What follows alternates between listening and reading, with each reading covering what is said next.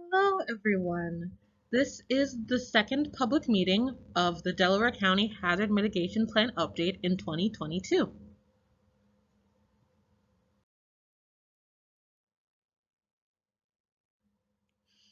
This plan was brought to you by the Delaware County EMA staff and also the Ohio State University's Masters in City Regional Planning team.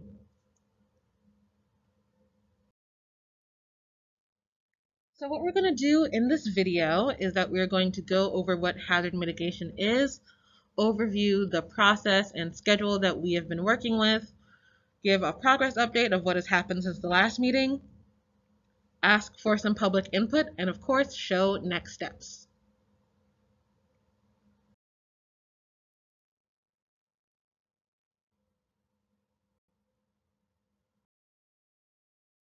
So this begs the question, what is hazard mitigation? Hazard mitigation is a sustained action to reduce or eliminate the long-term risk to human life and property from hazards. The general goals of hazard mitigation include reducing potential losses in future disasters, identifying natural hazards and identifying actions to reduce loss, and to establish a process to implement these actions. And Delaware County has had its fair share of hazards recently, including the flood of Delaware Run in 2020 on Ohio Wesleyan's University campus, and the Level 3 snow emergency in 2022.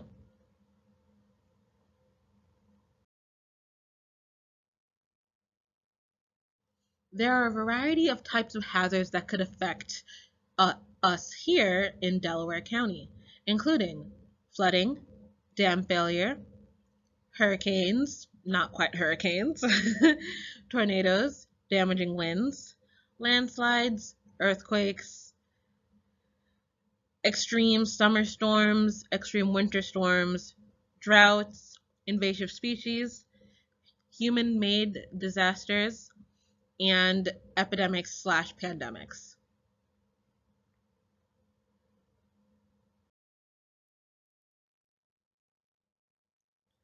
We are always in some part of the disaster response cycle. There are 4 parts to this cycle, and we will, even though, cyclical, so they do follow each other. The first that we will speak of here is mitigation. Mitigation occurs well before a disaster, and it is the planning to reduce damages from future disasters, and that's what we're doing here with the Hazard Mitigation Plan. Next is preparedness. This occurs when a disaster is imminent, such as when you know a storm supercell is coming for a tornado or a severe thunderstorm. This encourages short-term evacuations and temporary property protection. So for flooding, that could include sandbags. Response occurs during a disaster. This is where we thank our emergency management services, staff, and operators, and all those people, because this is their time to shine during a disaster. This action includes short-term emergency aid and assistance. Following the disaster is recovery. This includes damage assessments, rebuilding, and restoring operations.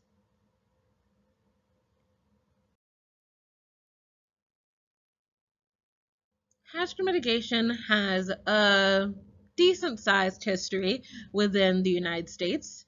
And for this short overview of the history, we'll start with the Robert T. Stafford Disaster Relief and Emergency Assistance Act. That occurred in 1988, and it states that a presidential disaster declaration triggers federal assistance from FEMA. And then jumping forward in time a bit to 2000, the Disaster Mitigation Act gives legal basis for FEMA's state, local, and tribal mitigation planning requirements. Additionally, it shows that jurisdictions must have an adopted plan to receive funds from FEMA in the event of a disaster.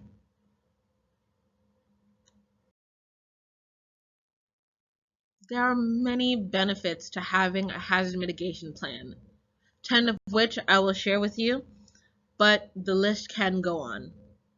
A few include enhancing public awareness and education of natural and human-made hazards, providing tools for decision makers to better prepare for disasters, achieving state and federal regulatory compliance to be eligible for funding.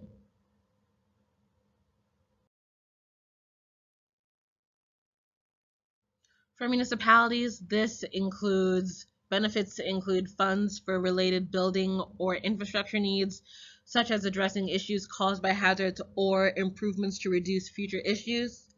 For police and fire, this could include funds for safety-related equipment and resources. For schools, these funds could be for school safety-related equipment and resources. For businesses, this could reduce or eliminate site and operational impacts. And to the general public, it can reduce or eliminate monetary and emotional costs from lost lives, homes, property, all of these things.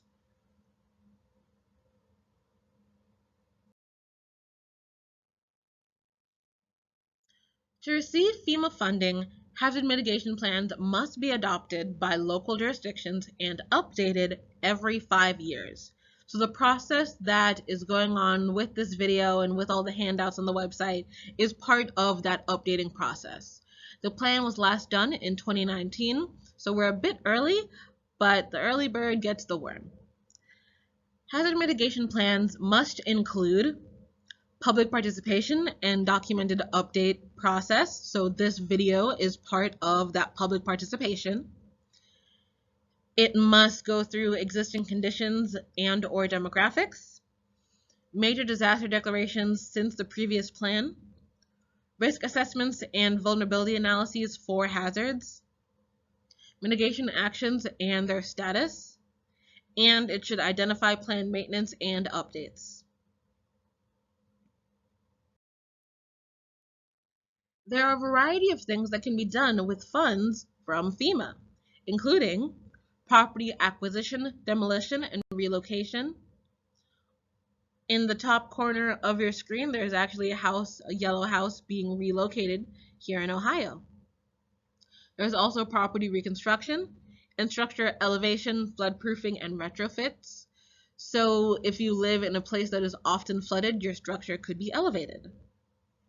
There are also generators to protect from power outages, safe rooms to protect from tornadoes or other high wind events, and soil stabilization to protect from erosion or subsidence. Also, there are many other ideas, but these are just a few.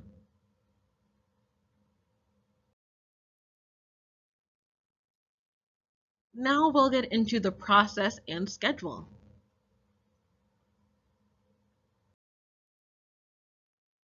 So far, we have completed 3 of the 8 milestones, and this video is part of milestone 4.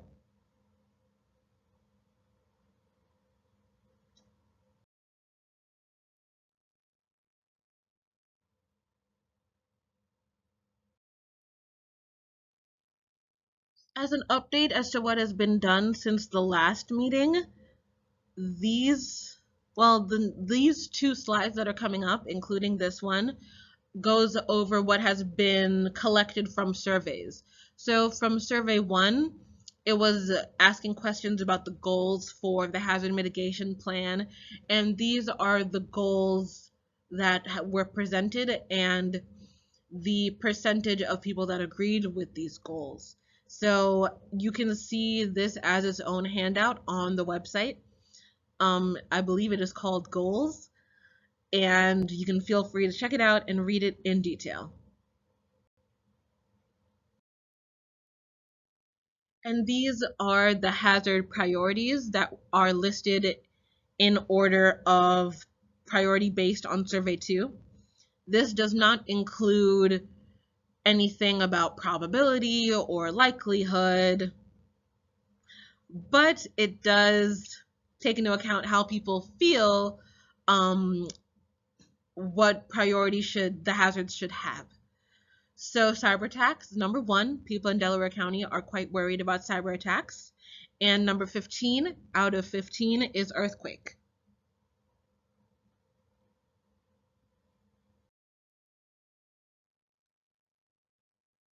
Another document that is on the website includes what is in front of you right now that shows the hazard types for the Delaware County Hazard Mitigation Plan. This plan will go over 15 different hazards, which we were very happy to research for you. And these summaries show what these hazards are about and range from anything including utility outages, subsidence, severe summer storm, terrorism, invasive species, dams, hazmat, and all these other things. So please feel free to check out the summary document that will be linked on the website.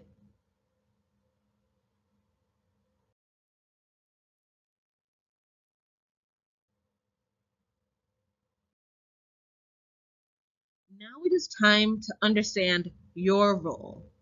What do we need from you?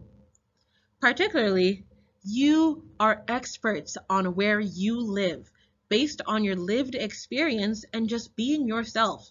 And we would like to use that to our advantage in this scenario. So your role is to provide us local knowledge and data as needed, including history, demographics, and spatial information. You help identify potential hazards based on your previous experience and prioritize based on your identified risk level, like how risky does it feel to you. You help us develop new mitigation actions, determine status of previous mitigation actions based on what you know has happened, and prioritize them.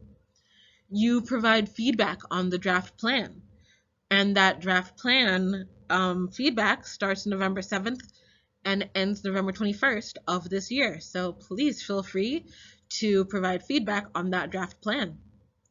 You can, by watching this video and the last video, you can participate in both planning meetings. And you assist in plan adoption for representative local jurisdictions.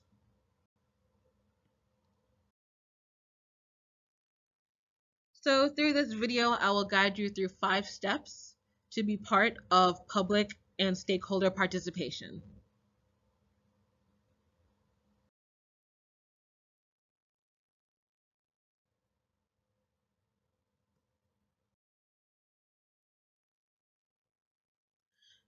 The first thing to do is to complete the sign-in sheet. You can follow the bit.ly link on the screen, which is that shortened underlined link. Type it out and fill out the prompt that says you watched this video, and that way we can make sure that you're counted.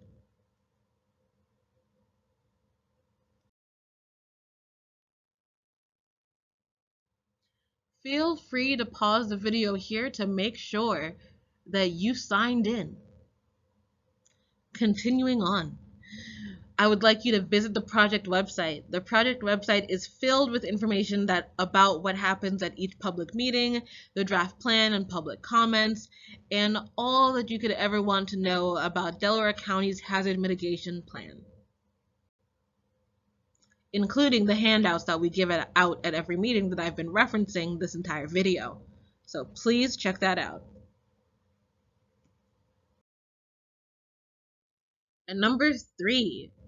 So throughout this process, we have had 4 surveys, and tonight, this video, this moment in time, is the 4th survey, where we try to understand mitigation actions and score them based on how you feel about them. So online, you can scan the QR code or type out that bit.ly link, that shortened URL, to go to the survey. And in the following slide, I'll give an example of how to fill out the survey. But there will be specific instructions for online folks on how to fill out the survey.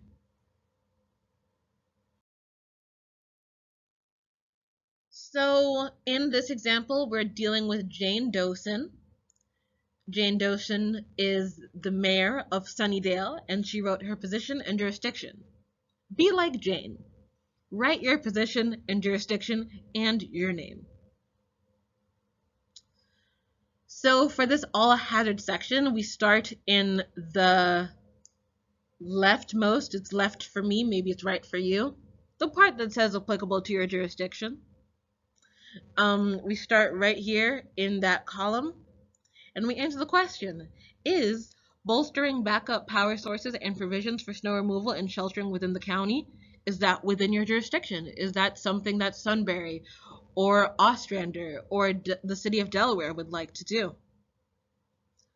For Sunnydale, the mayor says yes. Exclamation point. Is this a priority for Sunnydale? Is this a priority for you and your jurisdiction, who you represent? The choices are low, medium, high, and for applicable to your jurisdiction, the choices are yes and no. For the online survey, you have choices from 1 to 5. It's the same vibe. 1 being the lowest, 5 being the highest. So for this, we will choose medium. For the online, this could be represented by the number 3. In the next section, you can suggest who would be the lead organization. It does not only have to be one organization. So for this, we chose the Delaware County Emergency Medical Services Office and also the County Engineer Office. And the funding that would be used include the existing budget and mitigation grants. Both very common answers, both perfectly fine to use. Then it comes to the 1 to 5 section. So for the next 5 areas, you choose answers 1 to 5. 5 being the highest and 1 being the least. So is bolstering backup power sources and provisions for snow removal and sheltering within the county, is that cost effective? I think that gets a 3. Is this action technically feasible?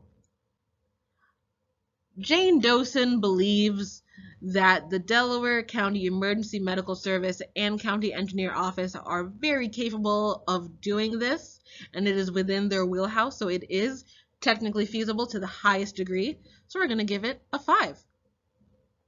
Is this environmentally sound?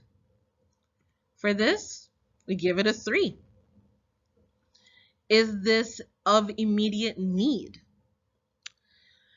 Since the priority is medium, I would suggest following that trend when answering this question. That can help. So is this immediately needed? Since we gave a medium for the priority, we'll give a 3 for the immediate need. And for total risk reduction, I would take into account the category this is in. This is in the all hazards category. So does this reduce the risk of all or most hazards to have this action? Jane Dosen believes it does. So we are going to give it a 5. Comments are optional. What I must also note is that if you say no in that first column, if it's applicable to your jurisdiction, you do not. I repeat, you do not have to answer the rest of the sections. If you say no, it doesn't apply, feel free to go to the next action. And I want to thank you in advance for filling out this survey.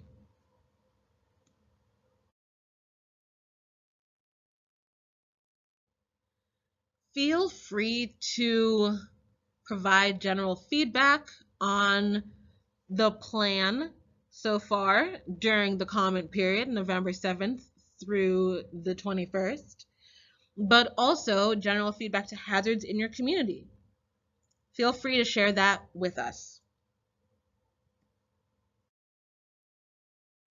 And as I've been gently hinting at throughout this video, the dates for the public comment period are November 7th through November 21st, 2022.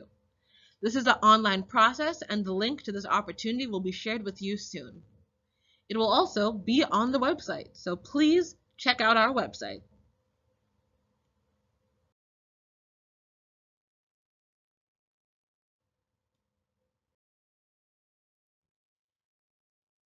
And as we near the end, I would like to tell you what the next steps are. As the project team, we will continue the editing process, create the appendices, and update the draft plan based on comments from the public. And for all participating jurisdictions and the general public, we need you to complete the goals, hazard priority, existing mitigation action, and mitigation action scoring matrix surveys. Those are surveys 1 through 4. They're all linked on the website and can be printed and then filled out, or they can be done electronically, whatever fits your fancy. And of course, there is a public comment period from November 7th through the 21st. Thank you so much for your attention. If you have any comments about hazards in your community or want to share anything with us, the email for JC Weber is on the screen. Thank you so much for listening. Thank you for participating, and I wish you the best.